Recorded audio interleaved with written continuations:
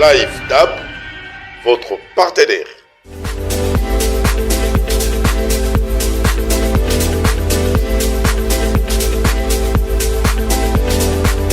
Lundi 21 juillet 2025, amis téléspectateurs, mesdames, mesdemoiselles et messieurs, bon début de semaine à vous qui nous suivez en ce moment-ci. C'est déjà votre revue de presse en ligne avec Dédé Amouli, Bin Amissi à la présentation et la grande équipe de Cactus Télévision. On est ensemble avec vous avec l'actualité politique qui bat son plein. Et aujourd'hui, on va entamer plusieurs sujets. On parlera de ce que Nettic News nous a écrit. On parlera de ce que Liberty nous a écrit. Et sans oublier, c'est que d'autres confrères qui nous ont écrit. Et je vous demande de rester toujours fidèles à la revue de presse à la une présentée par Dédé Amouli. Suivons.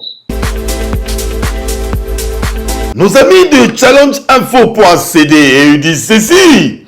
Déclaration de Doha. Jackman Chabani, le VPM de l'intérieur, appelle l'AFC en 23 à intégrer le pacte républicain pour une paix durable en RDC.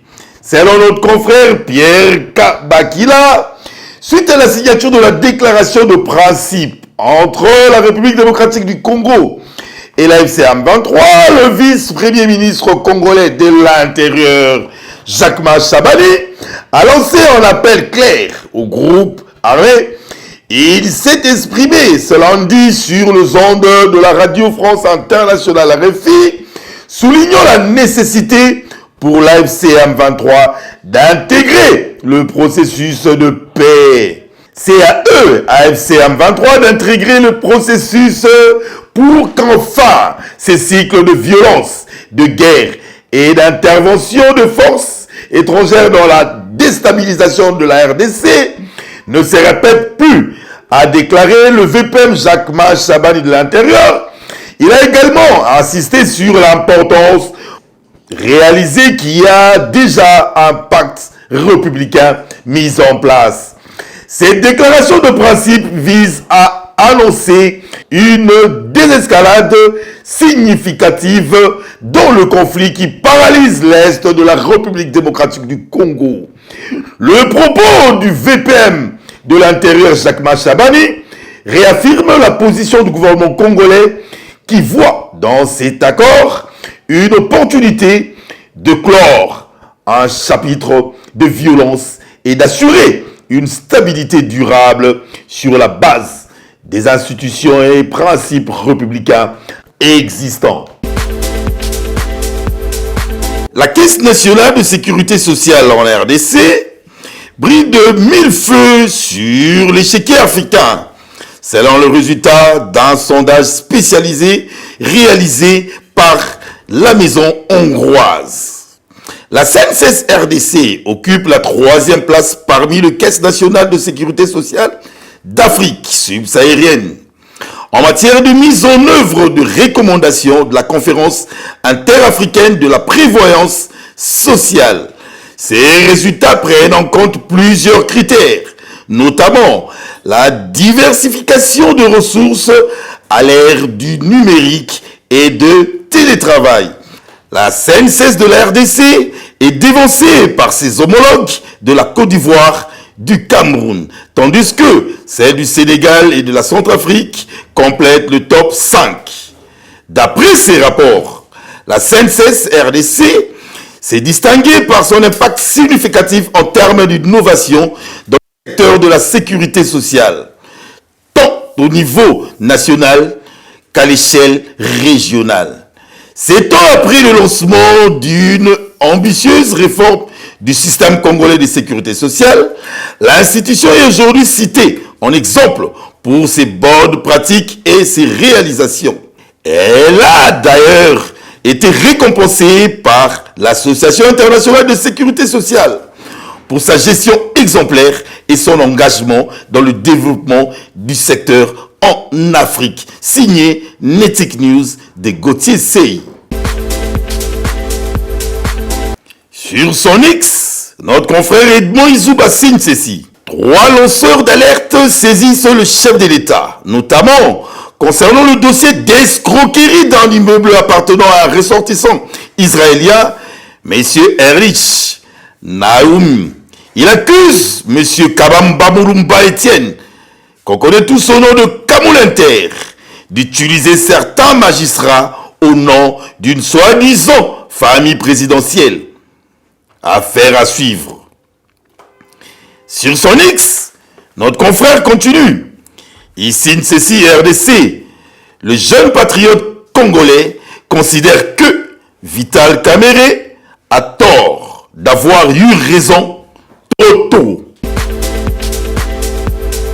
Nos amis de 3e Média Plus signent ceci. À la fin de l'année scolaire 2024-2025, de préoccupations ont émergé chez les parents concernant le manque de bulletins scolaires et le date des examens d'État. Ces préoccupations sont amplifiées par l'absence de communication claire de la part des autorités éducatives, ce qui crée un climat d'incertitude parmi les familles. Le parent réclame également une prise de décision rapide concernant la gratuité de frais scolaires, une promesse qui semble se faire attendre depuis un certain temps. La situation pourrait être améliorée par une restructuration du secteur de l'éducation, comme l'a suggéré Willy Bakonga, ancien ministre de l'Éducation et père géniteur de la gratuité de l'enseignement en République démocratique du Congo. Selon lui, une réorganisation serait essentielle pour garantir un meilleur suivi des élèves et un système éducatif plus transparent et accessible. Les dates des examens d'État, qui restent floues, sont essentielles pour que le parent et les élèves puissent se préparer adéquatement.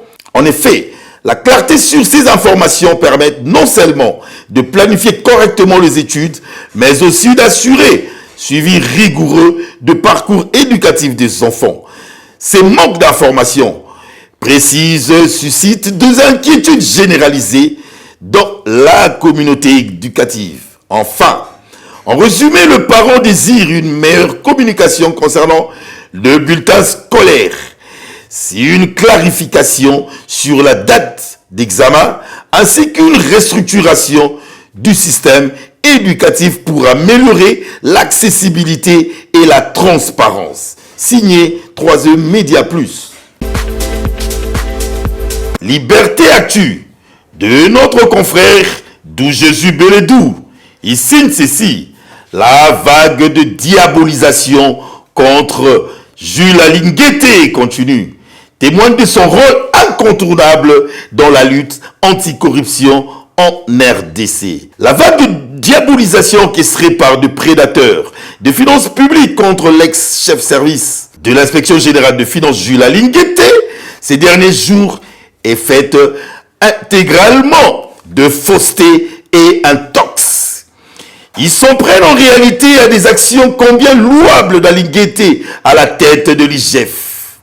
En réalité, la gouvernance de Jules Alinguete a terrorisé et a fait exploser leurs différents réseaux mafieux. Il a frappé au cœur même de détournement. Pour une première, les détracteurs de fonds publics d'hier et leur commandant en chef ont fait face à un chef de service incorruptible, sérieux et crédible à la personne de Jules Alinguete. Alors même qu'il était allé en retraite, il n'arrive guère à oublier le perte qu'il leur a fait subir. La réalité est que leur acharnement témoigne d'un fait. Jules Alinguete demeure la figure incontournable de la lutte contre la prédation et la corruption. Jules Alinguete a toujours été à la tête de ce combat contre le détournement de deniers publics. La rédaction. Nos amis de 3e Média Plus signent ceci. Le passage de Jean Tiding Ngobila à la tête de la ville de Kinshasa est souvent cité comme une référence pour les équipes actuelles. Son mandat, qui a duré 5 ans, est marqué par des développements significatifs dans l'infrastructure de la capitale de la République démocratique du Congo. Parmi ces réalisations notables figure la construction du grand marché qui font désormais partie des héritages inoubliables de son administration.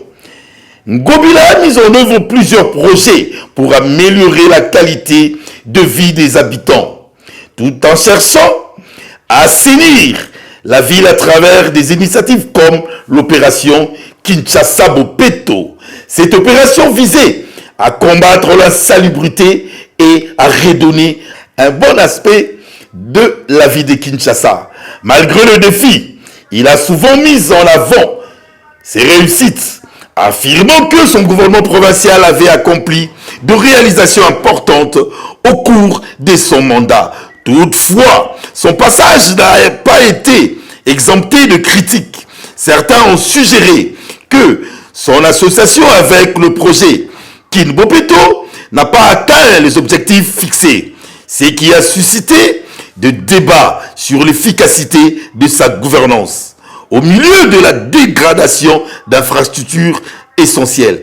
Malgré cela, l'impact de ces travaux, tels que la création de nouveaux marchés et d'autres infrastructures, est susceptible de rester en mémoire, formant un contraste avec la situation actuelle de la ville. En somme, la gestion de Ngobila durant son mandat à Kinshasa souligne un modèle à la fois de succès et de controverses, reflétant le défi auquel sont confrontés le dirigeant actuel dans les efforts pour améliorer cette métropole dynamique qu'on appelle la ville de Kinshasa. Merci Ngobila. Notre confrère Yves Bouya, toujours à l'attente des habitants de Bandalungwa, a fait un tour au marché du quartier Sinkin pour l'éclairage. Il est dévoué à donner une lumière à Bandalungwa. On suit la vidéo. Il faut éclairer. Donc l'éclairage au Moni, vous allez à la Sinkin, vous avez un moment très avancé, mais maman Bazoteka. Bazoteka pourquoi? Parce que Moni qui basa déjà la sécurité, éclairage Mwinda Ezali. Donc c'est déjà un grand plaisir, un grand honneur quand on côtoie Wenze, on veut maman mabetulio maboko, babouakilo maputa, bafulio, batulio maboko no babi mokakoswa. C'est ça mon plaisir. Pour mon toi lingayo, il faut aller tout na kacha mutema na yo, na mutema na yi. Neti maman babalatinga na mitema na bango. Maman lobike apporter na kacha mutema na yi. Et quoi qui déjà, tu sais quoi le souvenir. Donc pour moi, le plus essentiel, yango yo, maman va porter ngai, maman kabaka, apporter ngai, abénissi ngai. Donc maman a tchenga jana kacha mutema na ye, pour nanga ici nango, le musus bozo lukawana, ote, maman politique ezana noté. Aïe na makambu, ya action, ya Bandalungwa. Na lubaki na ye, na pambolaki ye. Ngai na fandi na bima na nzete na ngai na teka kama temba balobi ya kali kama munene bimi ya moyo ngai pe na lobi na ye malembe na nzete na kwata balobi otiki ye pamboli ye te na ngaki na kwata na jongi na pamboli ye merci maman ye pa kokisa mokano na biso ata mwinda alongela biso bakulu na kine kwata na wenga na ya senkin. Merci maman.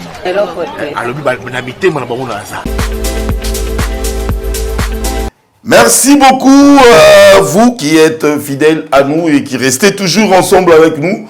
Je crois que c'est par ici qu'on va mettre en terme avec la revue de presse d'aujourd'hui qui a été présentée par Amouli Binamissi.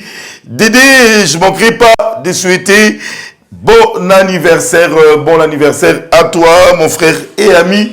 Dis donc, bon anniversaire à toi, sans oublier mon ami héritier Kalumba, et deux fêtent leur anniversaire aujourd'hui. Je vous dis que Dieu vous garde, que Dieu vous protège, que votre lendemain soit meilleur. Toujours ensemble avec Live Dab, notre partenaire, et je ne manquerai pas de remercier aussi notre partenaire qu'on appelle MCT qui vous met 2 motos en disposition pour le déplacement de vos colis, marchandises. N'hésitez pas à entrer en contact avec MCT, l'entreprise qui est venue nous décharger par rapport aux embouteillages. C'est notre partenaire aussi. Quant à moi, je vous vois déjà demain avec de l'actualité politique d'ici et d'ailleurs. C'était bel et bien moi qui vous dis au revoir, bye, on se voit la journée de demain. Live DAB, votre partenaire.